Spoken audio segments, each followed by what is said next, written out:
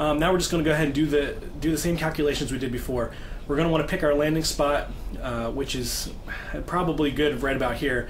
A 5-iron is going to hit in the middle and roll up. You can see the pin would be just about where the 3-iron shots were going in our club tuner, maybe a little further, which is why we adjusted for the 4-mile-per-hour tailwind.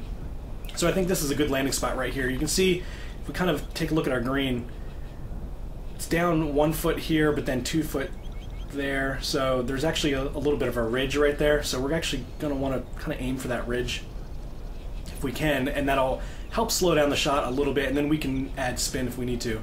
So from here, we're just going to adjust down 2 feet for the downhand approach. We're going to take off 2 yards from our distance, and then we have a tailwind, 4-mile-per-hour tailwind, so we're probably going to adjust. I would probably do about 3-mile-per-hour tailwind here, because it's not quite in the corner, which would make it 2, and it's not quite a straight tailwind, which would be 4, so I'm going to just go ahead and do 3. So we back this down to 196 yards. Actually, might go ahead and add 1. Yeah, so I think that'll be good. I bumped it up 1 yard just because I don't really want to hit this this little ridge here and then just stop dead. Remember, I have my spin turned all the way down, so I'm not going to get much roll if I hit a hill like that, the side of a hill. So now I'm going to go ahead and loft in 87%, and I'll take this shot and see what we can do.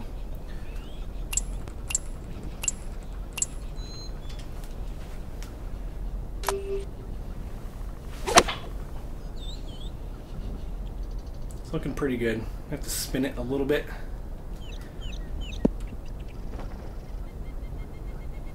Perfect. You can see we came up a little bit short, which is always fun. I like to come up short if anything, because then I can add a little bit of spin if I need to. But I mean, we're at 7 feet right now, which is definitely pretty makeable. Okay, I'm on the next hole here, which is hole number, what are we on? 11. This is a par 5, a really nasty par 5. The whole thing is well over 500 yards. I already took my tee shot, just so you didn't have to sit through that, and then we are set up here for a 256-yard approach, which is pretty crazy, especially with a 10-mile-per-hour headwind right in our face. Let's take a look at it here. You'll also see we're going uphill a little bit. So this is going to be a really rough shot. There's a couple things we can look at here. First of all, we're going uphill. So like I said before, if you're going uphill, it's actually going to want to slow down your shot once it lands. You're not going to get much roll, and if anything, you could even possibly get some backspin with the headwind as well combined in there, even on a 1-iron. So if we were to take this shot, we'd have to go ahead and say, I'd put it right in the center, because the 1-iron is going to act like the 3-iron. It's going to hit right here, and then only roll up a little bit. With the 10-mile-per-hour headwind, however, we're going to have to add a lot more to this to even get it to land there. And that's also going to knock down the speed of our shot. So the velocity will be low, and it's not going to roll much once it hits. In fact, it's probably just going to stick dead on the green. So let's see what happens if we adjust right from here.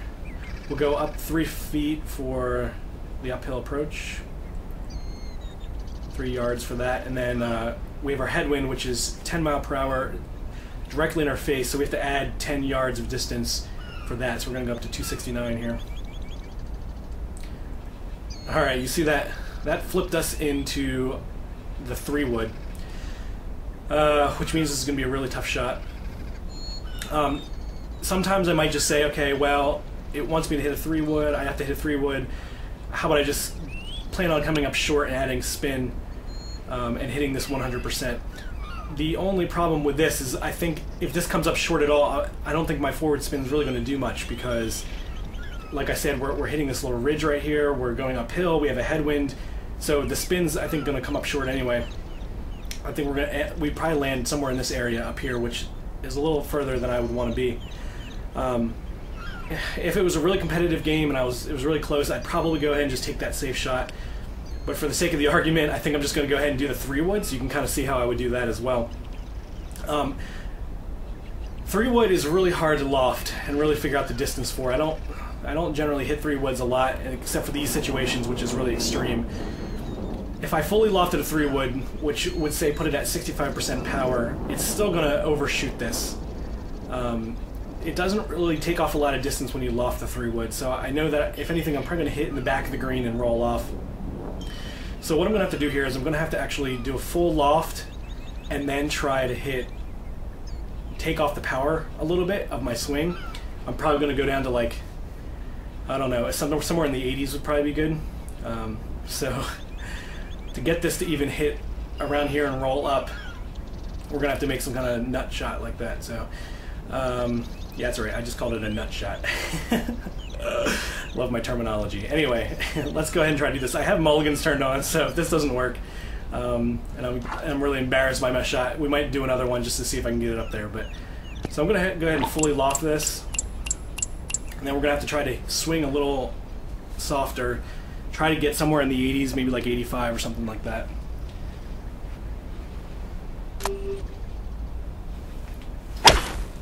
.76 might be a little low. Might be able to spin it up there though. Alright, we're at least putting at that point. I'm going to go ahead and take another one, because I think I can do better. Full loft. I think I can get somewhere in the 80s. 81 might do it. A little spin on this might help it get there. Alright, there you go. It's pretty much the ideal situation. Now, notice that it took me 2 tries to do that, so if I was in a really close match, I probably wouldn't risk that shot. Alright, now we're on hole 16, which in my opinion is one of the toughest holes to hit when you're on expert pins. And this is why. You got this pin tucked way back here behind this gigantic bunker. It's an uphill shot. You got wind to deal with, and there's pretty much no green to work with. Adding to the fact that I took my tee shot again and landed on this big upslope, so my loft on my 3-wood is actually going to be a little bit more because I'm really hitting on an incline, and it's going to shoot my shot way up in the air a lot more than it normally would. But in this situation, it might actually help us, because we might be able to land the 3-wood a little softer. It'd be tough though. It'd be real tough. Alright.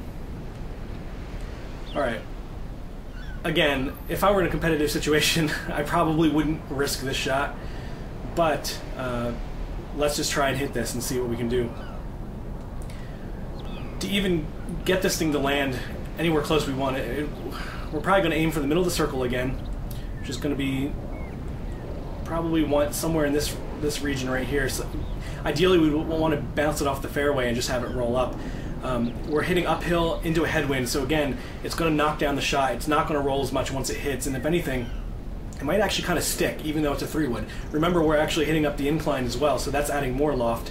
So we have a lot of loft and uphill and headwind, and all that stuff is going to really knock down the shot, and those are things you kind of have to take into consideration. For this one, let's see, if we tried to aim right here, we'd have to add 5 feet for the uphill, and then another 6 for the headwind. So we'd be looking at an 83% shot.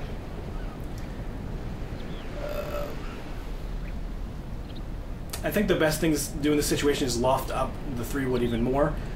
If this is a full 3-wood, now this is kind of, I know this is kind of nebulous to say this, but I just know that if I fully loft my 3-wood, it's going to come up somewhere in this area. It usually comes up in about the 75% range when I do a full loft. So I might just go ahead and do a full loft and see what happens. Remember, we're not getting any spin, so I think it would normally go a little long, but we might actually be able to stick it if we do a full loft shot here. Let's just go for it and see what happens.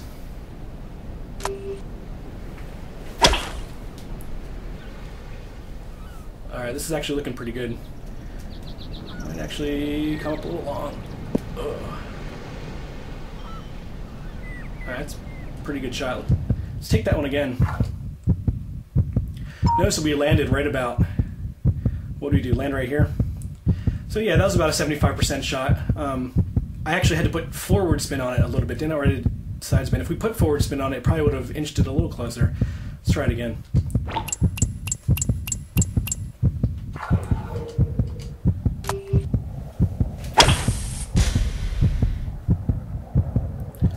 Yeah, it's not as good.